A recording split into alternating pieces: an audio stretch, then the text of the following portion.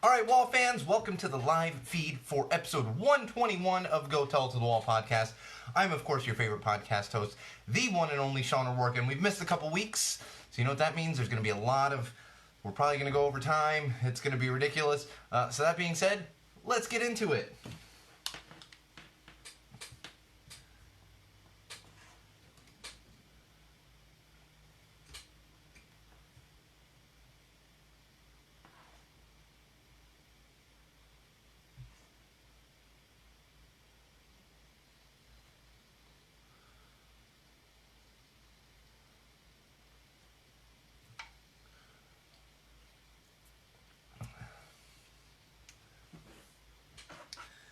All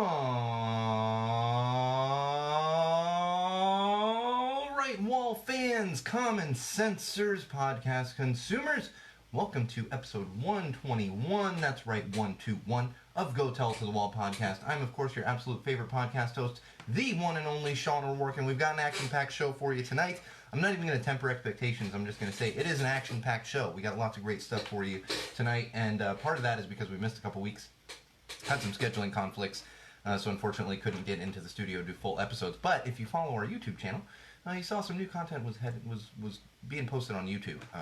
Just no full episodes, but we are back to full strength now here on this fine Thursday evening in February, and actually tomorrow is Valentine's Day, or today or yesterday, depending when you're listening to this audio. But for the purpose of the live feed, tomorrow is Valentine's Day, so we do have a little Valentine's twist on some of our segments tonight. Really in a fun way. I'm not a huge fan of Valentine's Day. Fortunately, my wife is not either. We'll talk a little bit about that as we get through episode 121. We, of course, always kick things off with social plugs. That's right, social plugs. You can keep up with us during episodes, after episodes, for episodes, whenever you so please. And you can do that in multiple locations. One of those would be Facebook. We are currently live on Facebook with our live feed right now. So head over to facebook.com/Go Tell Us to the Wall. You're going to find our Facebook page there. Make sure you like it. Check back often for updates. That's going to keep you updated on pretty much everything pertaining to Go Tell It to the Wall. We are also on YouTube.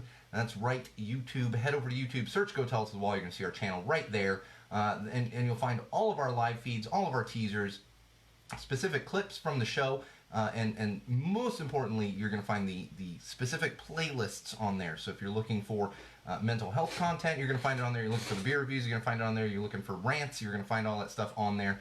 So please make sure you are subscribed to our YouTube channel. And of course, I've been mentioning it here and there, but I'm just going to start using this more often. If you want to follow my Instagram account, that would be SoCalSean. That's right, SoCalSean. Because I'm trying to ramp up using that a little more for the actual podcast and for the Go Tell to the Wall world. And possibly we're going to start a new Instagram account channel, pertaining specifically to Go Tell to the Wall. So keep an eye out for that. I'll start teasing it and promoting it once we actually get around to doing that. But in the meantime, if you're an Instagram user, definitely follow my own personal speaking of Twitter, Instagram account, which is SoCalSean. You can also make sure, most importantly, even all-encompassing of those things I just mentioned, would be SeanO'RourkeLive.com. That's right, SeanO'RourkeLive.com. That is a website pertaining to everything that is Sean O'Rourke, everything that is Go Tell to the Wall. You're actually going to find links to those platforms I just mentioned right there on SeanO'RourkeLive.com. You're also going to find our blog posts, photos, and videos you don't find anywhere else, as well as a link to our Patreon page. That's right, Patreon. For those of you not familiar with it, I'm not going to explain it ridiculously again. It is something it's a platform to help support artists, broadcasters, influencers, in finger quotes there, and we do have a Patreon campaign up there. So please, if you have the means and you see fit to do so, help us out financially. And for those of you that are longtime listeners of the show, you might have noticed I didn't promote our Twitter account. Not the Go Tell to the Wall Twitter account, not my own personal Twitter account, as we have done for really a couple years now. And the reason is I'm not going to post on Twitter anymore. This is not the weekly rant, but I'll tell you, Twitter is just such a fucking cesspool, and I'm completely over it because they don't do anything to control their platform.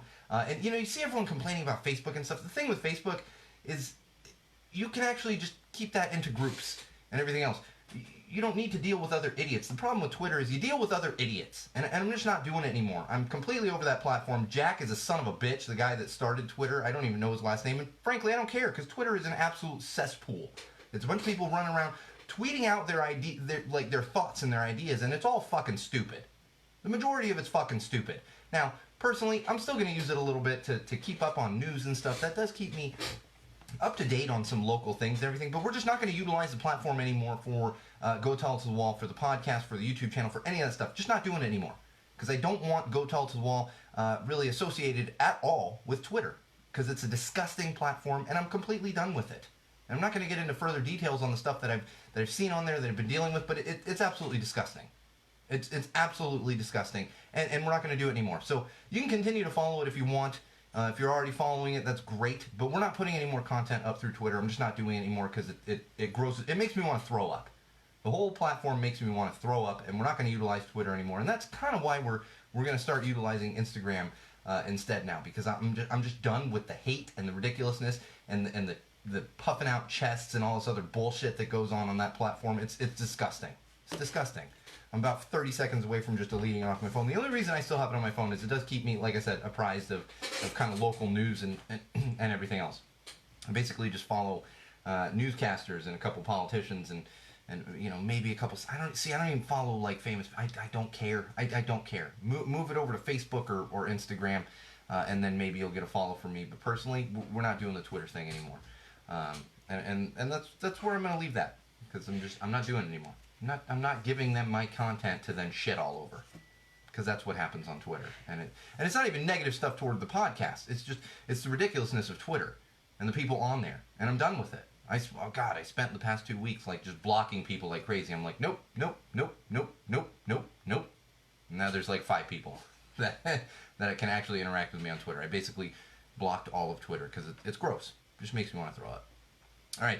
Like I said, we did miss a couple weeks. We had some scheduling conflicts. It's been a little ridiculous here in the Go Tell It to the Wall studio, and unfortunately couldn't get in here for an entire episode for the past 2 weeks, but we are, like I said, back to full strength and should be in the same boat next week, barring any scheduling conflicts, which seem to be popping up quite a bit.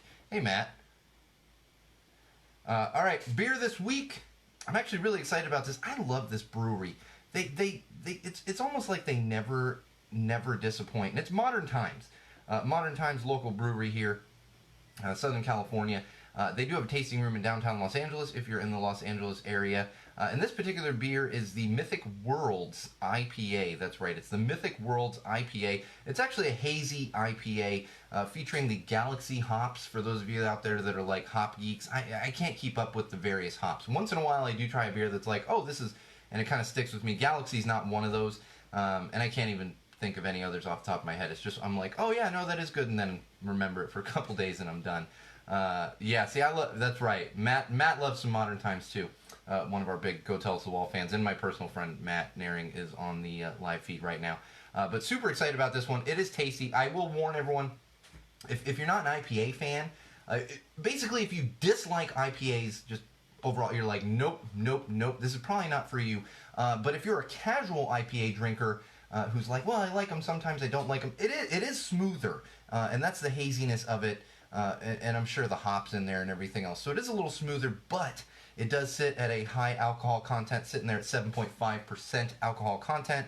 So it is on the stronger side for an IPA, but not crazy. I mean, most IPAs I see, they're in that like 6 to 7 range. So we're not talking crazy stronger, just a little bit stronger, but highly recommend. And actually, Super Bowl Sunday, I had a hoppy pale ale from them, from Modern Times. Cannot remember the exact name of it, but that was also a super tasty one. Modern Times, I feel like this is the one brewery that's never disappointed me with a beer. And I'm a big fan of a lot of local breweries, especially around Southern California. Stone, for example. I literally grew up drinking Stone before Stone was a thing, being from San Diego. But Stone has disappointed me. You know, most breweries, Modern Times, they do not disappoint. Yeah, they do make good IPAs. And that's the thing. Matt's bringing up a good point. They don't over-hop it. You know, I've talked about this on other episodes, but definitely on beer reviews. It's not a punch you in the face. I will say, that's why I say if you're a casual IPA drinker, you sometimes like IPAs, there's a good chance you're going to enjoy this one. It's just, I will warn you, if you don't like IPAs at all, probably not going to love this one. In fact, on-air producer Chris would probably enjoy this as much as he does not really enjoy IPAs overall, because it's a little smoother. And that Modern Times does a great job of that. They really do. So highly, highly, highly recommend the Mythic Worlds from Modern Times. And I think you can pick it up in most stores, at least in California. I don't know how wide their distribution is, but check them out. This was picked up at like Sprouts or something. It's just like they always have a Modern Times in Sprouts and a couple of the other stores around here in Los Angeles. And I try to pick them up whenever there's a new one out there, especially when I can share it with you guys. And this one fits the bill. So check them out. Mythic Worlds from Modern Times. And it's a little stronger, so we're probably going to be off the rails here, like 20 minutes into the episode. All right. We come to that point that we do in every episode, which is at the top of the episode most times, and that would be the weekly rant for episode 121. That's right, the weekly rant. And this one I've actually had in the hopper for a little while, because it's been bothering me. I don't want to say it's like a constant bother, but I've talked a little bit about this, but I wanted to take the time to really talk about it, especially because what's happening right now in the music world and all the backlash and everything. And that's the basic concept of like what you like. You know, you can like a certain television show, you can like certain films, you can like certain music, and it doesn't matter what other people think. And on the other side of that, if you see someone that likes something, there's no reason, no need to criticize the fact that they like something. Now, there's obvious exceptions. If you like racists and you like Nazis, well, yeah, those are things that you don't need to support. But when it comes to just different types of music, different types of entertainment, you know, we've talked about this when it comes to sports. People that don't like sports, they're like, that's horrible, why do you like that? You know, and you could say to them, well, what do you like? Well, I like comic. Well, that's horrible, why do you like that? There's no need for any of that. There's no need for it. Just let people like what they like. And this has really come to light recently because Green Day put out a new album. We're going to talk about that in entertainment news a little more in depth. But Green Day put out a new album less than a week ago. Came out last Friday. And the backlash on it is ridiculous. Most of my Facebook time is spent in groups, fan groups for certain bands, groups that, you know, for the type of music I listen to. And the backlash there is utterly insane. It is. And I'm not even saying, you know, there's something to be said for criticism. You know, if you review music and you have some criticism, that's fine. But what I'm talking about is people posting on social platforms, and then another person comes in and comments, and they're like, "You're dumb because you like this." You know, and then maybe they do have an argument or whatever, but who cares? The bottom line is, who cares? If someone likes the new Green Day album, that's fine. Someone likes punk rock music, that's fine. Someone likes jazz, that's fine. You know? We all need to get to a point where we understand, like what you like. You don't have to be an expert in it. And criticism is just unfounded.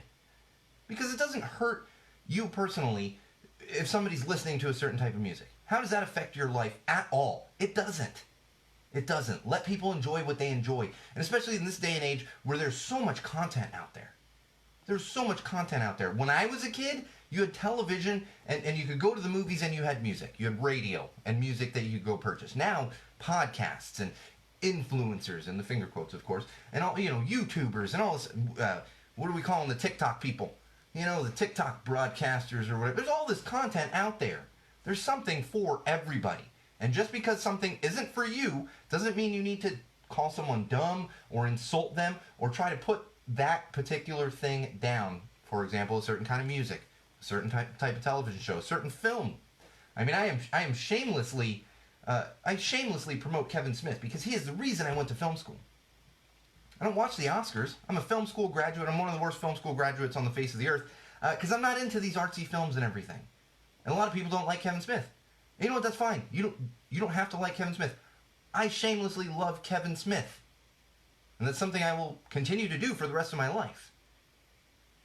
There's no reason it doesn't affect anyone else's life that I enjoy Kevin Smith, that I enjoy his films. It doesn't at all. Another example is The Good Place. That series ended recently. And personally, I very much dislike the finale. I did not like it. It was not for me. I literally stopped watching it. I let my wife finish watching it. I was like, this is not for me. And a lot of people loved it. I didn't take time out of my day to go criticize people that loved the finale of The Good Place. Because what good would that do? Nothing. Honestly, it wouldn't even make me feel better. I always wonder that about people who go on there and just go on platforms and just criticize others. put other stuff down. Does it make you feel better to do that? Does it make you feel better to insult other people's tastes in music, entertainment, whatever it might be? I don't think it does.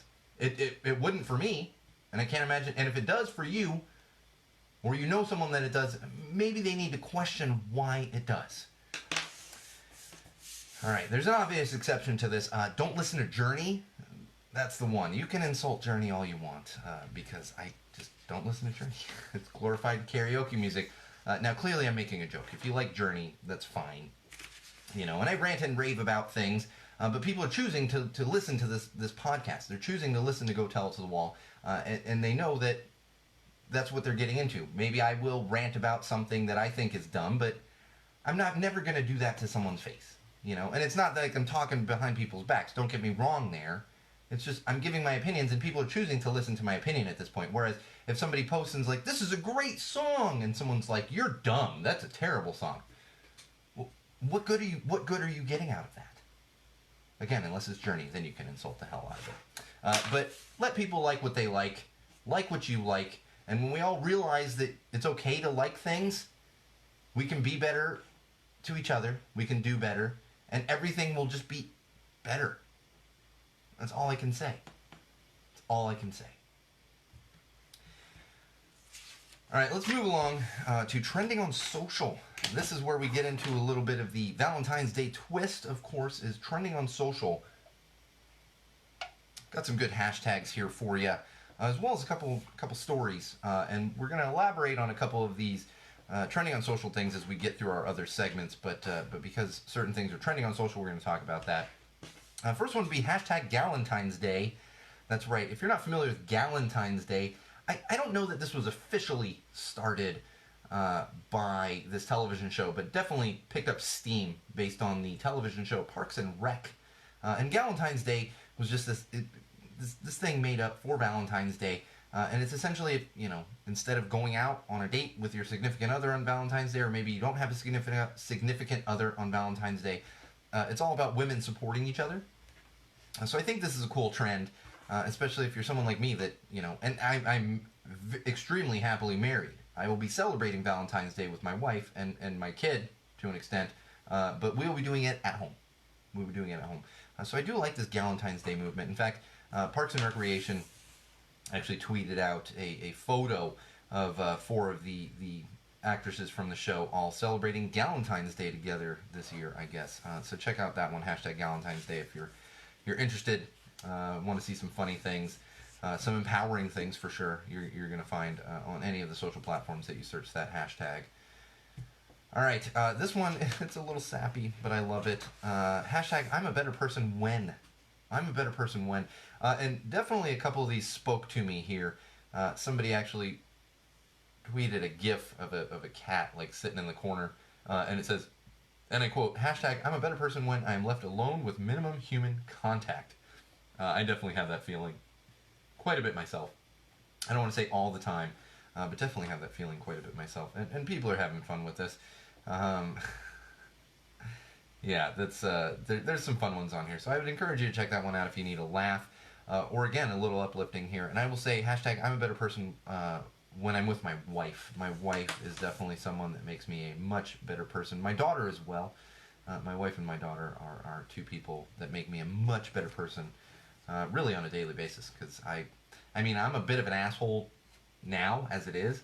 If I didn't have my wife and my daughter, that'd be to the 10th degree. My assholeness would just increase and rise like bread in an oven. There's a little, analogy for you, bread in an oven. I know, we're getting a little cheesy here. All right, moving along. Hashtag one sentence about love. Hashtag one sentence about love. People are having fun with this. In fact, Chris Evans tweeted out a couple photos of him and his dog, and it said hashtag one sentence about love. Pets are love.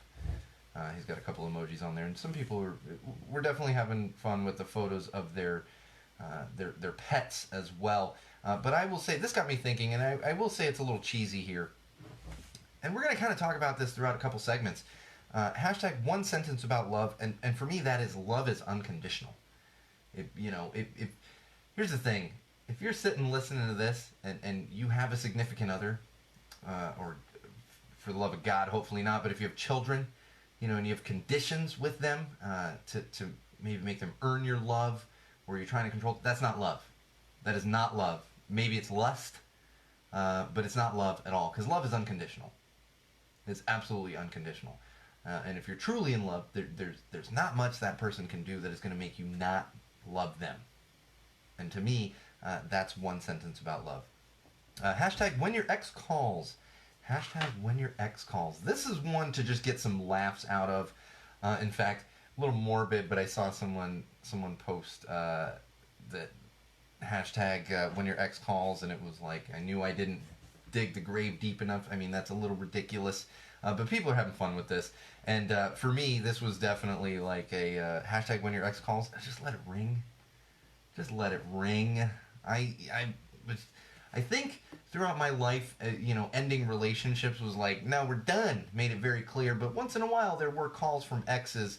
And most times, I just let it ring.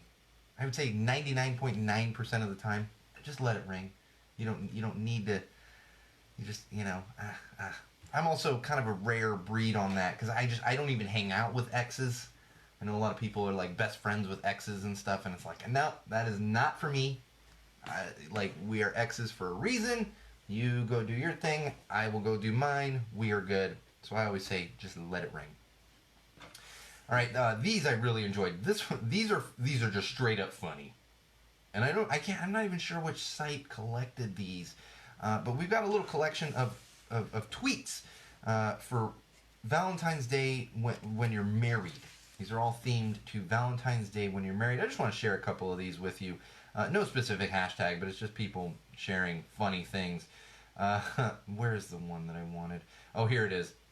This is one from @6footcandy. Husband, I got the dog heart-shaped cookies for Valentine's Day. Me threw a mouthful of cookies. The dog? And this is really true. Like, some of these are really good. I would encourage you to check this one out. Maybe we'll post this one on the Facebook page, because people are definitely having fun with it. And like I said, my wife, thank God my wife is this way, but I've always said Valentine's Day is for suckers. It truly is for suckers. And I'm all for celebrating, funny things. And like I said, my wife and I are going to celebrate. She told me no gifts this year, but there's gifts sitting in the closet behind me. The part that is for suckers is the going out and the doing dinner, stuff. You're paying twice as much on Valentine's Day. It's hard to get a reservation. You've usually got a set menu, and the food just isn't as good.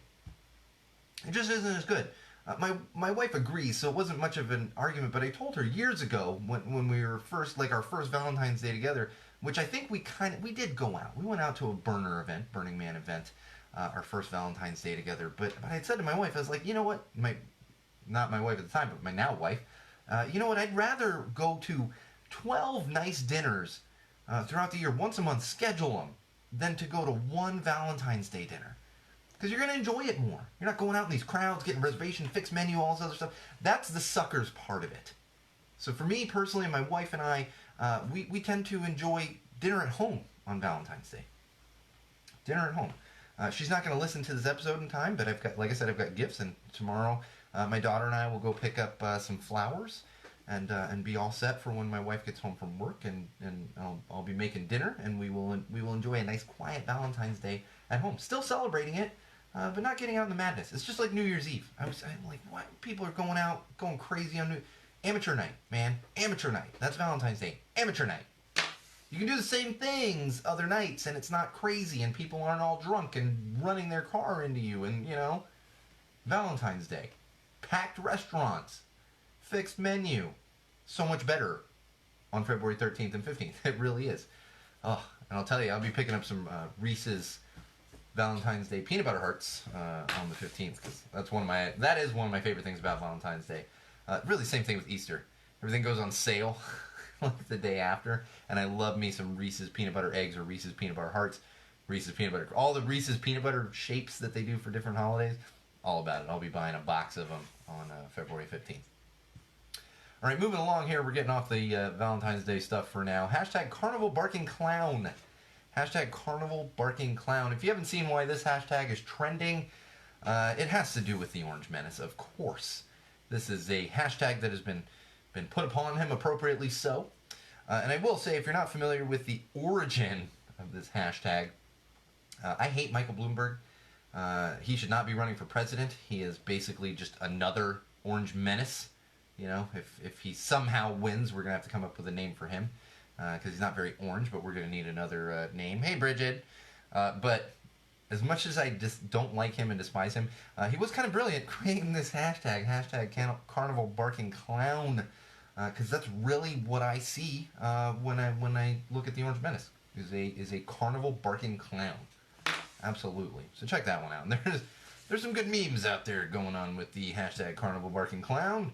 And if you're a Orange Menace fan, I don't know why you're listening to this podcast, but if you are, then don't go search that hashtag because you'll just get mad.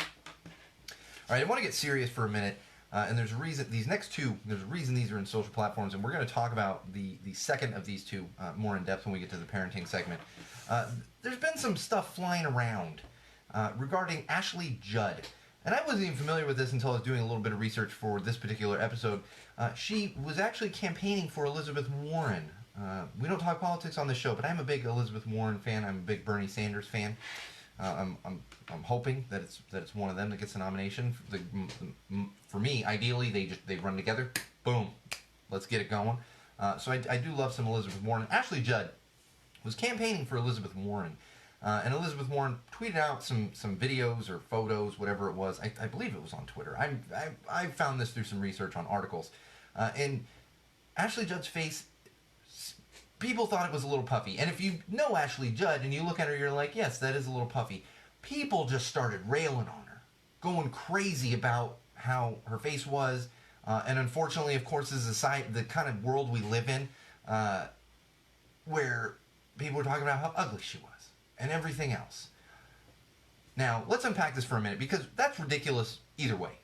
There's no reason to jump on social platforms. This is why we're not using Twitter anymore for Go Tell It to the Wall. It's the worst on Twitter. And people are jumping on her for being ugly. That's ridiculous to begin with. There's no reason to go on platforms and talk about someone's appearance. Unless they're orange and they're a gas bag and they think they're the President of the United States, then yes, you can talk about their appearance. But anybody else out there, there's no reason to talk about their appearance. And Ashley Judd is out here doing great things campaigning for Elizabeth Warren. But on top of that, we found out that she actually had a bit of a puffy face for a reason. She's on a particular type of medication that can actually make you swell up a little bit. And I can't find the exact name of the medication here. It's actually a very common medication. Prednisone. Prednisone is actually... And we have hashtag prednisone that is trending right now because... Unfortunately, people were getting on Ashley Judd about this, but fortunately, we are also seeing support for Ashley Judd because of the ridiculousness coming out with that. And so people that are also on prednisone are sharing their stories with hashtag prednisone. And there's also been some great replies to people. And in fact, one was like, I'm not even on prednisone, and Ashley Judd looks 10 times better than I do on my best day. And it's like, that's the kind of positivity that we need. And like I said, you know, I've seen Ashley Judd in movies and stuff. Does she look a little puffy comparatively to movies she's been in? Yeah, I'm sure. Have I seen her in a movie in the past 10 years? No. People age. She doesn't look weird. It's just she looks a little different than she used to. But the ignorance that flows around on social platforms created this. And that's the world we live in, unfortunately. All right, one more hashtag I want to share with you, and then we're going to move on to entertainment news. And we are going to get into more of this when it comes to parenting. That would be hashtag oh my gosh.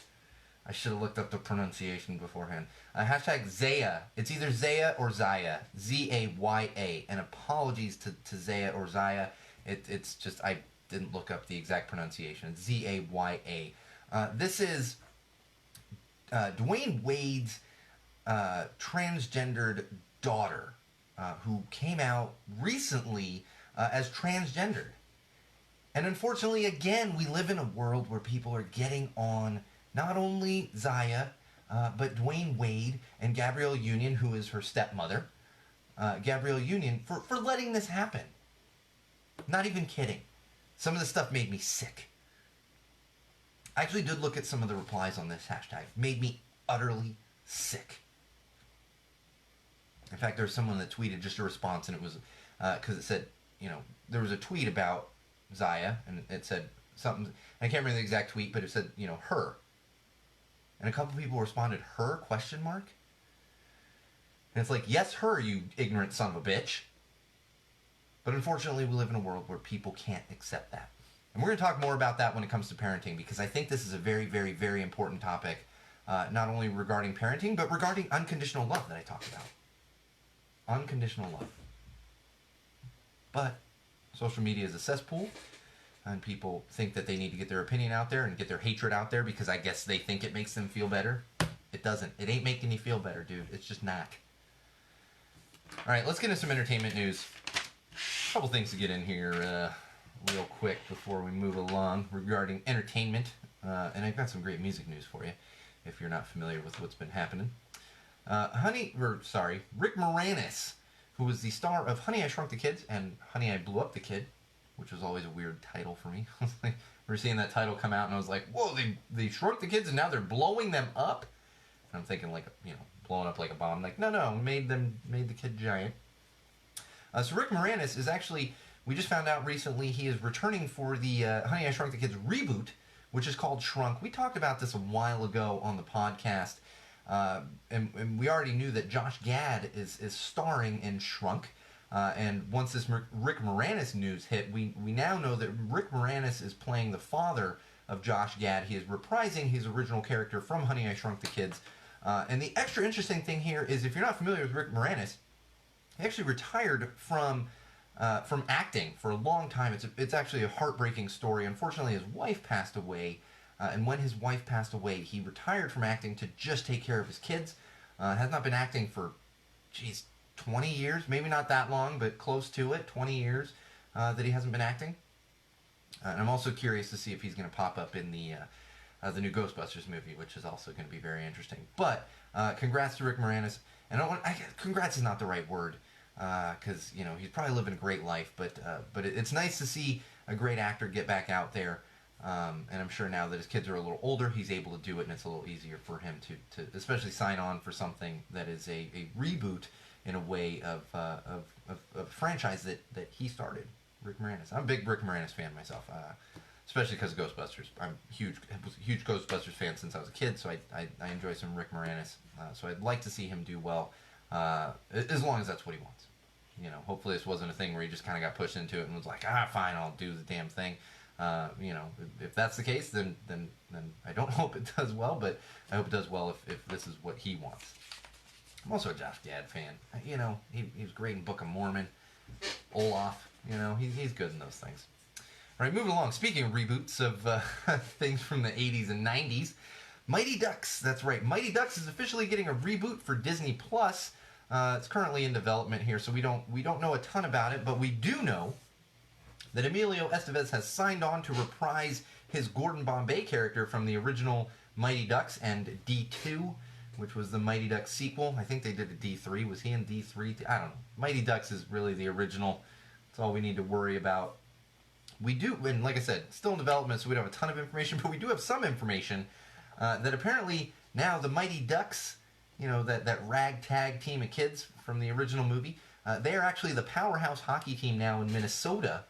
And the premise of the reboot, which it sounds like is going to be a more of a mini-series, a 10-episode series, and maybe they'll try to build off of that. The premise is the Mighty Ducks are this crazy good team in Minnesota now, and they cut a kid who's apparently really good at hockey, and the kid goes with his mom, and they go start another team to then try to face the Mighty Ducks. So basically we have taken the Mighty Ducks team from the original movie and made them the bad guys, much like the Hawks. What's the Hawks? It's been so long since I've seen Mighty Ducks, but the other team that was like the big bad hockey team, now the Mighty Ducks are that team. So it'll be interesting to see that. I don't know if I'll watch. I don't know. Maybe I'll watch the damn thing. See how the reviews are. See how the reviews are, and then maybe I'll consider watching it. All right, more Disney news. We're just full of it this week. Avengers Endgame has a record that you wouldn't think that they would have. And I'm not talking about the highest grossing film at the box office. That does have to do with their record. But as of the Oscars happening this past Sunday, Avengers Endgame officially holds a record as the only highest grossing film of all time to not win an Academy Award. That's right. They were up for one Academy Award this past Sunday, did not win. They lost to 1917. I believe that was a Visual Effects Award. I'm not a huge Oscars fan. I barely watched the damn thing. It was funny. I turned on the Oscars. We had some dinner. My brother-in-law and sister-in-law were over. Turned on the Oscars, and it was like just in time for Joaquin Phoenix's speech. And I'm just like, it was one of those moments where I was like, oh yeah, cool, yeah. Wait, what? Oh, okay. What? Where are we going now? All right, that happened. That was basically a play-by-play of me watching the Joaquin Phoenix acceptance speech on Sunday. But Avengers Endgame now officially has a record for the only highest grossing movie of all time to not win an Oscar. And that's the funny thing, they can't. You know, you see records and it's like, well, maybe... No, they can't win an Oscar because they're done now. As of Sunday, there's no other Oscar that they can't win an Oscar, Avengers Endgame. So that's interesting. Highest grossing movie of all time, film of all time, and no Academy Awards. All right, I know I said at the top of the show, like what you like, and there are exceptions to that, Journey. If you like Journey, it's fine. But this is definitely an exception to that. We're getting some news here that the world's first vertical format film is coming to theaters. Vertical format. For those of you not familiar with what vertical format is, this is, and I don't like to do this and say, freaking kids. It's kids' fault. That's what's happening right now because all of these influencers and whatnot are using their phones straight up instead of in the widescreen format. And it's become popular, and people are used to watching these videos. And if you watch like the news, and they're like, "Here's this video from blah blah blah user," and there's blurs on the side, that's because they don't know how to shoot a fucking film. Okay, so for those of you out there, I'm a horrible film school graduate. For those of you out there, if you're shooting a video with your phone, hold it width-wise. That's how we shoot videos. That's actually how you should shoot photos as well.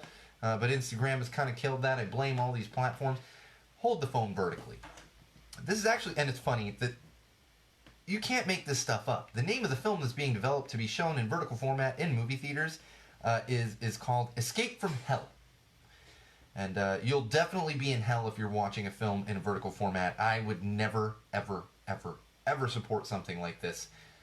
It's just dumb. It's just dumb. Why?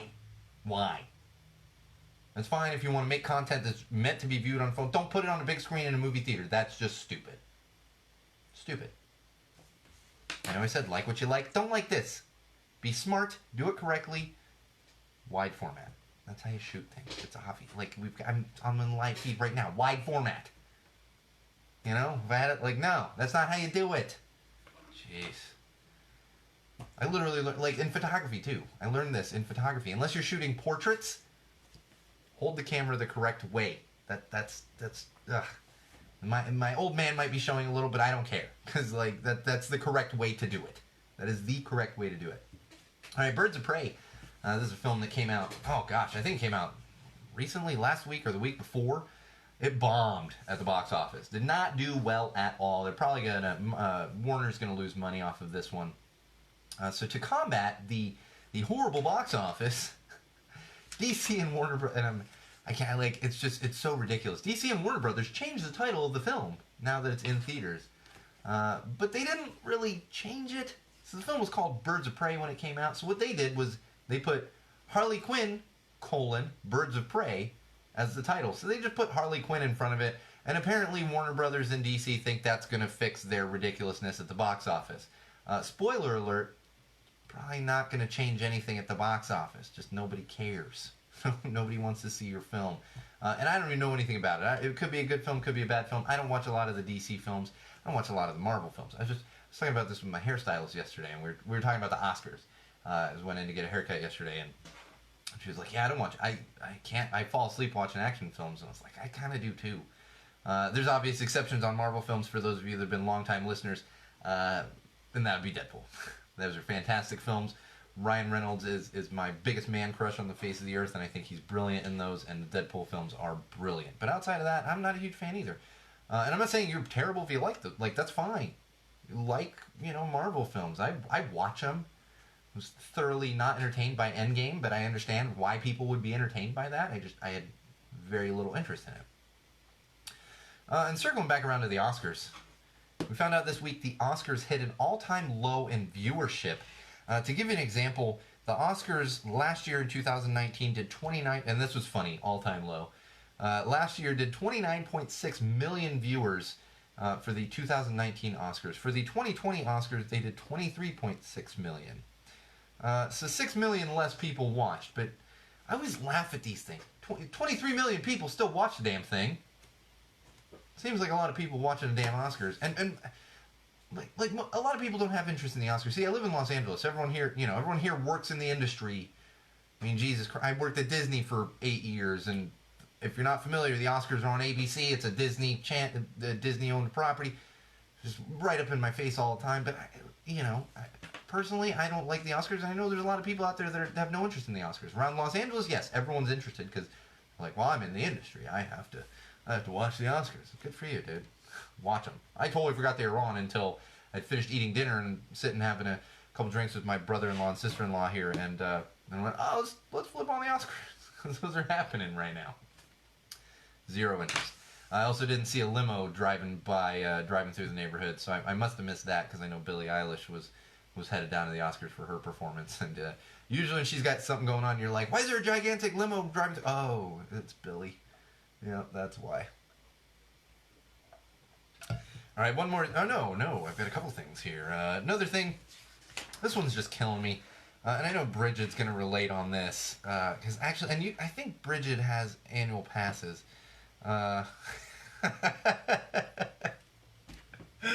That's a good point, Bridget. Circling back to Birds of Prey.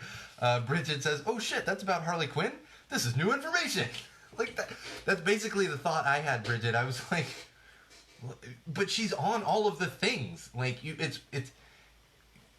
I don't know anything about Birds of Prey, and I knew it was a Harley Quinn film. Like she's on all of the stuff. You see her in the commercials and everything. Like I don't think putting her name in front of the title of the film is going to change anything. It's just not. But like I was saying, Bridget can probably relate to this. I believe Bridget has an annual pass. I don't know how much those went up.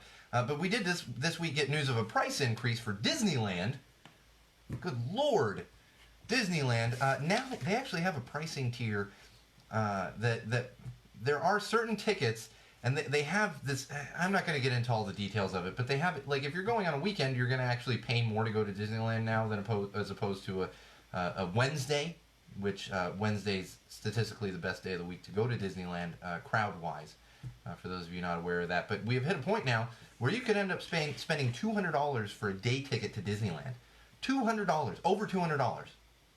That's the point that we're at now.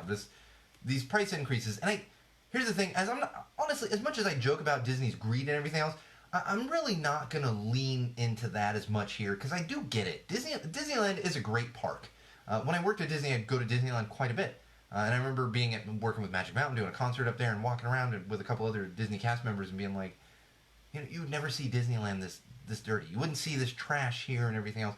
So I do get it. It is a magical place. As much as I joke and get on Disney about all this other stuff, it's a great place. I mean, I took my daughter there back in November, and it was like seeing Disneyland through new eyes. After all these years and being cynical about it. So I do get it. But Jesus Christ, taking your kids to Disneyland, you got to take out a second mortgage on the house now. And that's definitely one of the things I miss from working at Disney for 8 years is that awesome little silver pass and that crazy discount that you get throughout the park and just take your kids to the park. That's the thing, I didn't have any kids back then. And I got my friends, and I would go with my friends and some of their kids once in a while and, go to the park together. But man, now that I have a kid, I'm just like, oh, I wish I still had that silver pass. Fortunately, I know some people that are still at Disney, so there's some opportunities there. All right, I want to get into some music stuff here. That's right. I was talking about at the top of the podcast in the weekly rant. Green Day released a new album this last Friday, just about a week ago, called Father of All... ... It's Father of All MFers is the full title. They definitely went crazy on this album. I will say it is not your typical Green Day. Listening to it, it's clearly Billy Joe. I will say that. Billy Joe, and in fact, my good friend Laura and I were talking about this just before I came into the studio. We were talking about the new Green Day album, and one of their songs in particular that I'll talk about. And it was like, it doesn't sound like Green Day, but both of us were like, but it's Billy Joe. Like, you hear Billy Joe's voice. It's kind of like Tim Armstrong with Rancid. You know, he'll do weird stuff like Landfill Crew or Transplants, and it's very different from Rancid, but you're like, yeah, that's Tim. Like, you know it's his voice. And it's very much Billy Joe on the entire album. You can hear it's them. It's just not your typical, you know, Dookie Green Day. For those of you not familiar, Dookie, like, that's the name of the album. For those of you not familiar with Green Day, they had an album named Dookie. That was when they really took off, and then from there just really snowballed. It's extra funny with this because they've done this weird shift throughout their entire career as musicians, and we're just getting another shift here. So you don't have to like it. I like it. I think it's great. I think it's a fantastic album. And I will tell you, for those of you that haven't listened to the album yet, Graffitia. Oh gosh. Graffitia is definitely the best track on that album. And the album's weird, but it's fantastic. I'm all about the new Green Day album. Looking forward to seeing them in, I don't know. That is a good point. It is late for his experimental phase, Bridget, but when you look back at like Warning, like look back at Warning, which was when they took a turn back in the late 90s, maybe 2000 with Warning, and they definitely took a shift.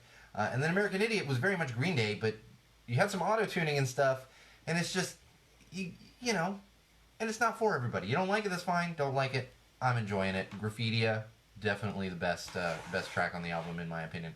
Oh Yeah is right behind it, but Graffitia is definitely the best track on the album. Speaking of new albums, the Bomb Pops, that's right, the incomparable Bomb Pops. We do have an official release date for their new album. It's coming out March 13th. A new track and video drop this week. Highly encourage any punk rock fans out there to check out that track and that video. I will also say I highly encourage anyone out there that deals with type 1 diabetes to check out this music video. Even if you're not into music itself, the video is going to speak to you. If you're not familiar with the Bomb Pops, Polly, who is one of the guitarists and singers for the Bomb Pops, actually has type 1 diabetes. And she's very open about talking about it and everything, and the video definitely has a lot to do with type 1 diabetes. So check out that video. But like I said, the new album is dropping on March 13th. That's going to be a Friday, going to be Friday the 13th. And if you are a punk rock fan, a pop punk fan, they have two album release parties going on that weekend. On March 13th, they will be here at the Offbeat in Highland Park, California. I always love seeing shows at the Offbeat or the Hi-Hat because it's literally walking distance from my house. And then the following night on Saturday, they will be playing a free show at Slide Bar in Fullerton.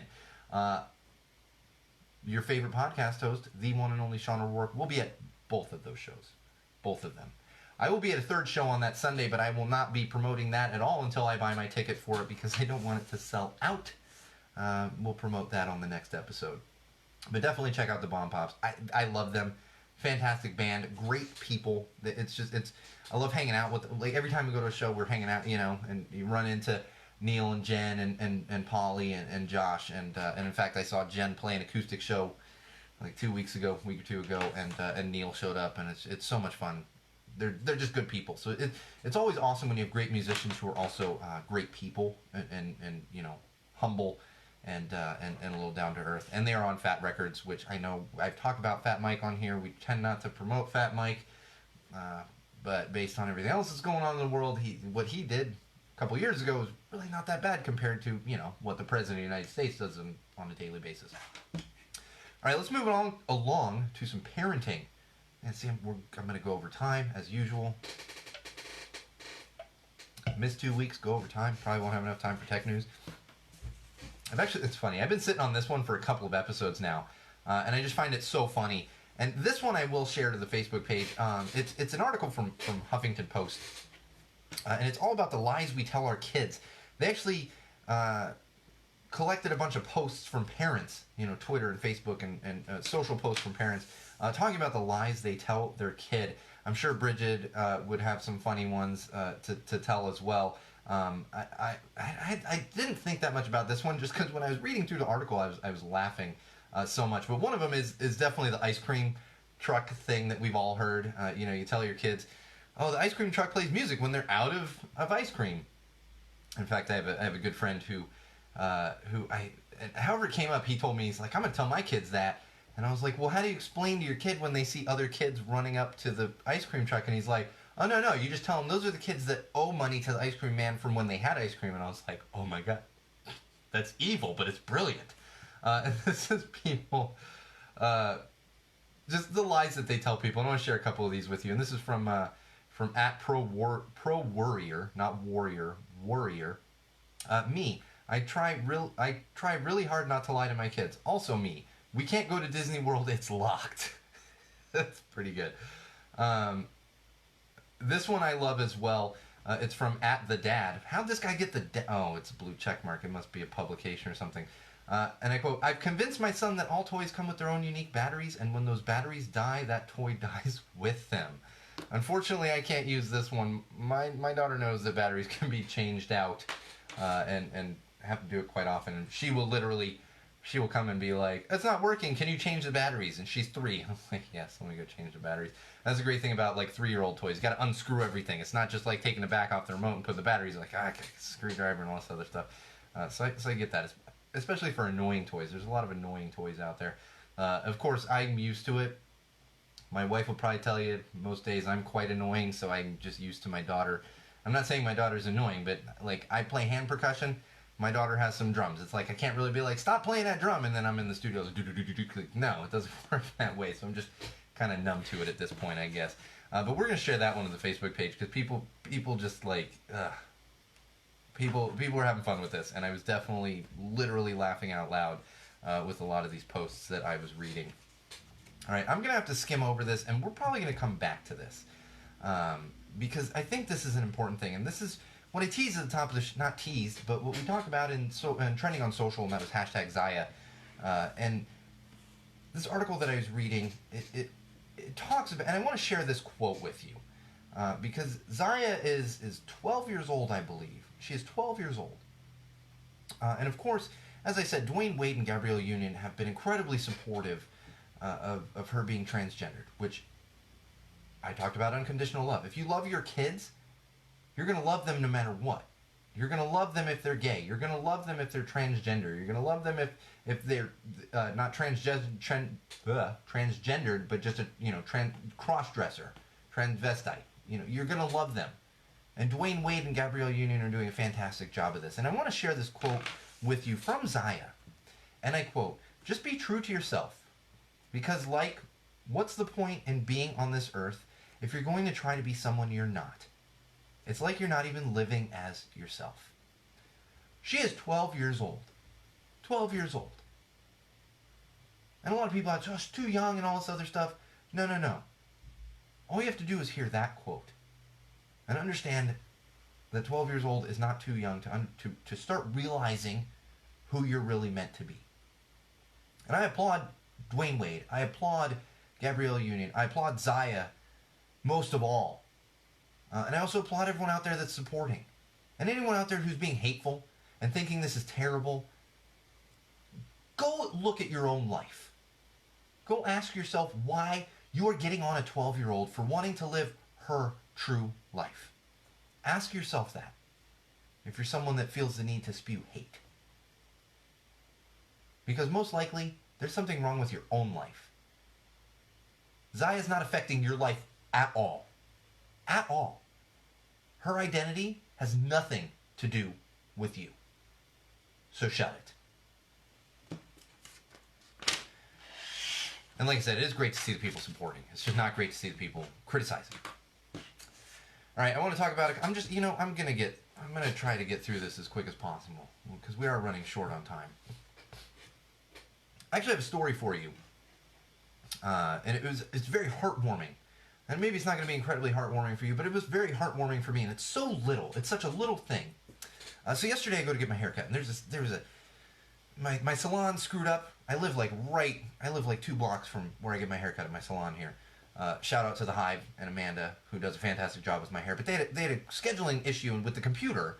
So I go in to get my haircut, and I had it scheduled. Even Amanda was like, oh my God, No, I was standing here with you when you scheduled it. I usually get a haircut on the weekend. She was out, like, the weekend's bookending this week. So I did, like, a midweek one. Had my wife come home early from the office and everything. I go in there and super apologetic. But because of that, I had to actually get my haircut with someone else. So I said, all right, I'm going to run home. You got another open slot with a hairstylist I know who actually cut my friend's hair a couple months ago, and we sat in, like, 2 chairs apart from each other. So I knew she was a good hairstylist, and for those of you watching live feed, it's a pretty good haircut. But as I'm sitting there, I've never really talked to her. As we're talking, what do you do? I have a podcast and a channel, and I host live events, blah, blah, blah. And she's asking me what the podcast is about, so I'm talking about it, and obviously it's a pop culture and current events podcast. But I mentioned that I have OCD, and I talk a lot about mental health and mental illness on the podcast. And she was very intrigued by this. She said, oh my gosh, that's great. And then she literally said to me, this is what just warmed my heart. She said to me, she goes, OCD, that can lead to, like, depression and other things, right? And I was like, yes, absolutely. And that's why I talk about these things.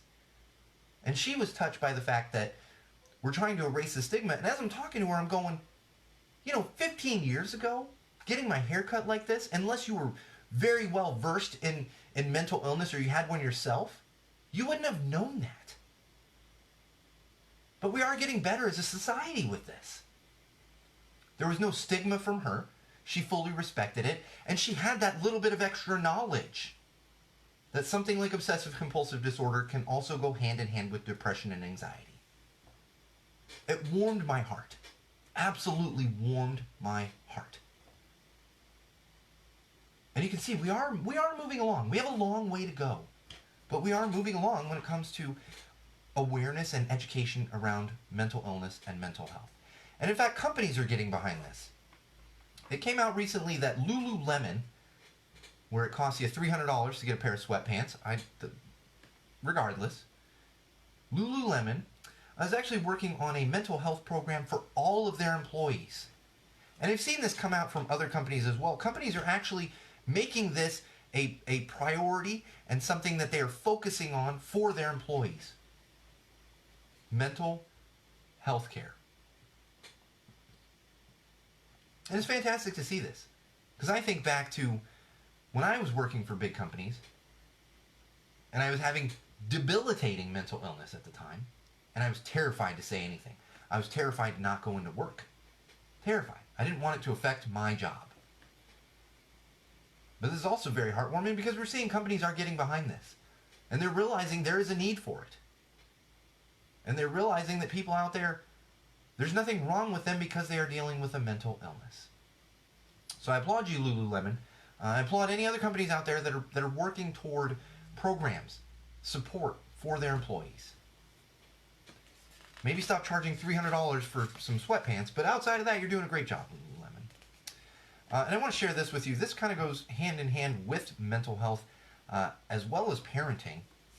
And there was a study led by the University College London, so in the UK, this is all UK research.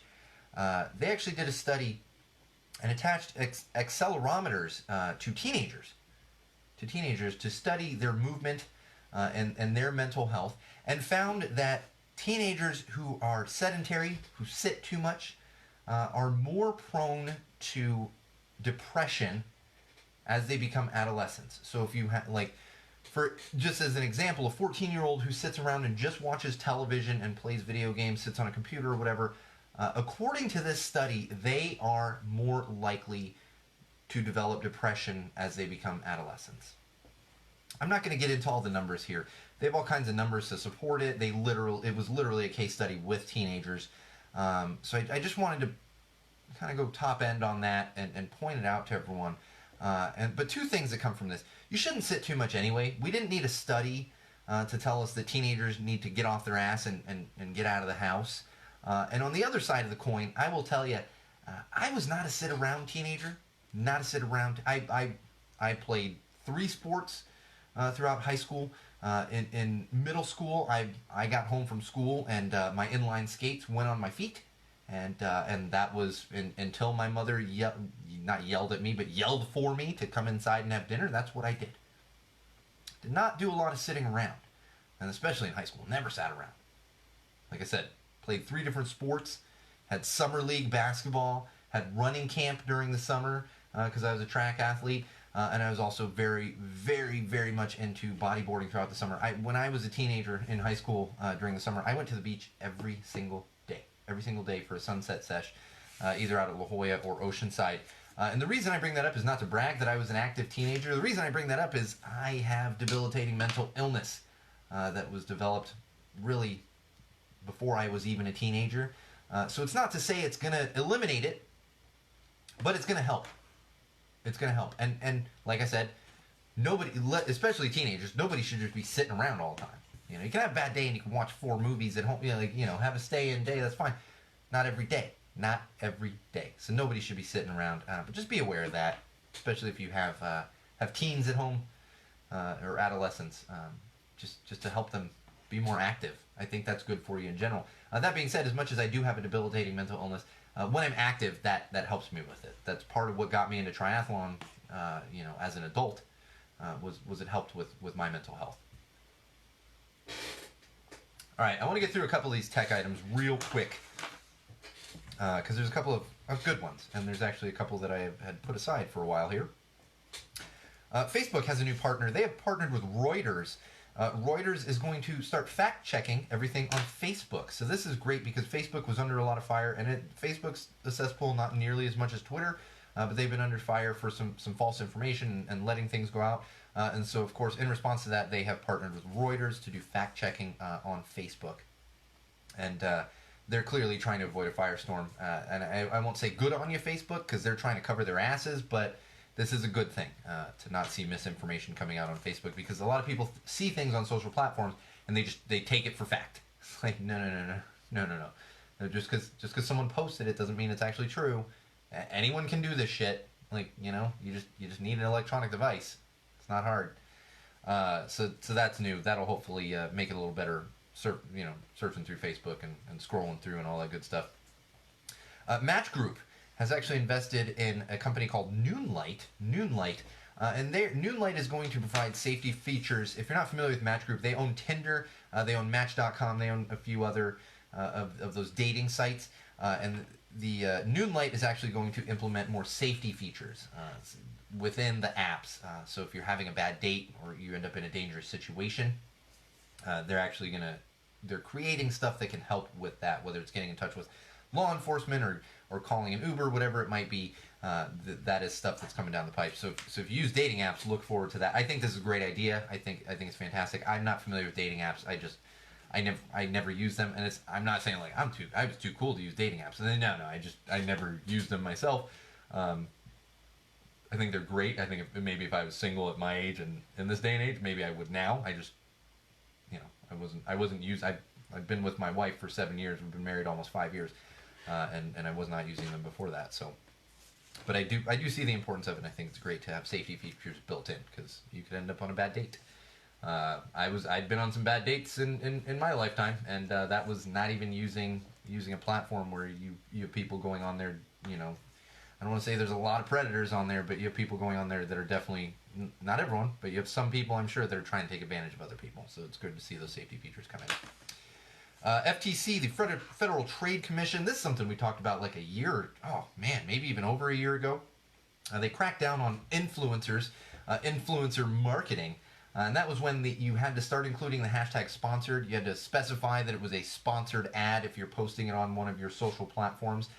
They're actually cracking down again, not so much cracking down on the influencers themselves, but the FTC is actually starting to come down on companies who are not making their marketing people that hire these influencers not keeping all that copacetic and not putting it out as actual advertising as opposed to just organic posts and everything else.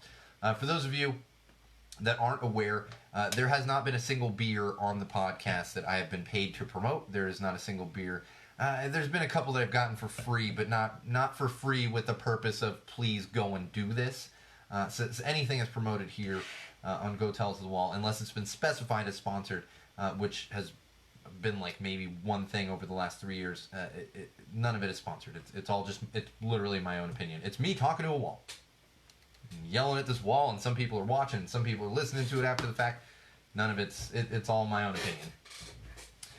One more thing I want to leave you with, and this is, of course, Facebook adding more junk to their thing. They're adding a thing called Hobby to Facebook, which is an app to document your personal project. This is going to be geared toward hobbyists to organize and post photos of their hobby. So it was hard for me to wrap my head around this, but the best way I was able to think of it was like somebody building like a custom car or a model airplane, and you're taking pictures as you go through, and then this hobby aspect of Facebook will help you organize all that, which I don't know. Facebook just likes adding shit. I don't know. It's not that hard to organize photo. Like, I don't know. But it's there for those of you that might be interested in Hobby. Hobbi. Not Y. Yeah. And they gotta spell it differently too, because that's what we do. I don't know. Oh, man. We are way over time tonight too.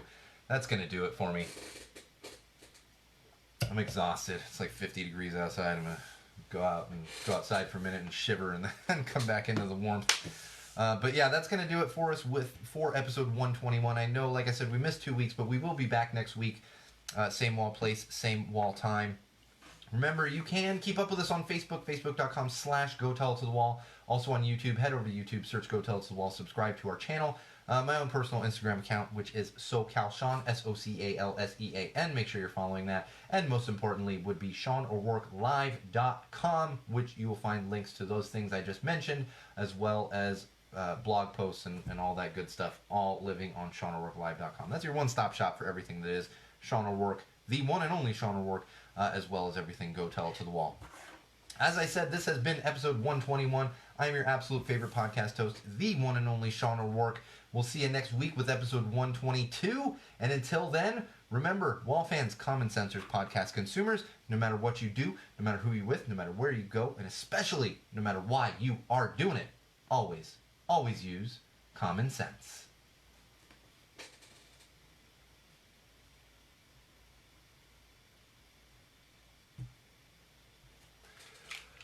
All right, everyone, thank you for joining. Bridget, it was good to see you on there as always, especially after like a 2-week break. And it's funny. So when I have 2 weeks of not doing this, yelling at a wall, it like extra takes it out, and I'm just like, it wasn't even that long. I was sitting in the studio doing a lot of editing last night. There's been new content coming onto YouTube over the past couple weeks, and there's even more new content coming through that I was sitting in here and editing last night. Oh, and also, as I was editing, for those of you out there not familiar with it, it's been a little while since I talked about them, but Season 5 just started of Dad Fiction, the Dad Fiction podcast. You can find them on Facebook, YouTube. I believe they're on Twitter. But mainly Facebook and YouTube are going to be your best bets for them because they go live on YouTube. But definitely, especially if you're a parent, but even if you're not a parent, check out Dad Fiction. They broadcast from San Diego every Wednesday when they're in season. They just kicked off their 5th season for Dad Fiction. I'm exhausted. I'm going to go finish up this stuff. Look for new content coming your way. Make sure you're following us on all the things. We're not using the Twitter anymore, like I said at the top of the podcast. But make sure you're following us on all of the other platforms. And we will be back next week. Same wall place, same wall time. And remember, if you've got complaints, go tell them to a wall.